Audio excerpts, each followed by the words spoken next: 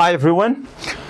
Now we're back again to explain everything about polynomial long division and slant asymptote. Now to know what is a slant asymptote, now we're going to talk about the complement for the in behavior. If you can remember, the in behavior was that value when the graph or the function approaches infinity or is approaching negative infinity. Now in mathematics, we have a linear function or a linear line that describes the behavior of the function as x approaches infinity or negative infinity. And that linear line, we call it slant asymptote. Now, to know how to evaluate the slant asymptote, now the first thing that you have to know it, that the slant asymptote is always linear function or is always linear graph or has that linear behavior. So, to make sure that the slant asymptote is a linear, you have to know first how to get it. Now, to get the slant asymptote, you have to know how to do the long division, or actually, you're simplifying the function. Like this function is what? Is a fraction or a rational function, right? We have a numerator and denominator. Now, to make sure that you have a slant asymptote, now the difference between or the degree of the numerator, it must be one higher than the degree of the denominator. So if the degree of the numerator is cube here and it is a square here, now what is the difference? It's 1. So we have a slant asymptote. Now, in order to learn everything about the slant asymptote, you have to know how to make long division. I know that so difficult on you because maybe from grades 4 you don't know how to make long division for a number. So what about functions?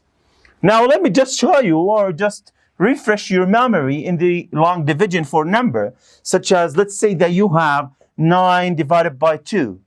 Now when you're dividing 9 by 2, you have to look for a number. If you multiply it by 2, it gives you an answer which is equals to 9 or so closer from 9. Like what? Like 4. Now 4 times 2, that gives you 8. So what is 9? 4 times 2, that's 8. And always make minus here. Now what is 9 minus 8? That gives you what? 1. Now don't worry, you don't have to keep going with the division, but we're done from the long division here. Now, what is the answer here? It is 4 plus, the thing that we have it as an answer for the long division, the remainder, which is 1, over the thing that we're dividing by it, which is what? 2. So it's 4 plus half, which is 4.5 as the answer. Now, in order to understand the slant asymptote, the thing that we are interested in is the answer itself, which must be the thing that we are talking about it today, which is the slant asymptote. So let's discover how to do the long division, for example, for this following function. And let's do it. We have x cubed minus x squared minus 4x plus 4 divided by x squared minus 2x minus 3. Now, what is the value that if I multiplied it by x squared gives us x cubed? Look for that value. It's absolutely x, because x times x squared gives you what? X cubed. So I will put here x. Now what is x times x squared again? That's x cubed. Perfect.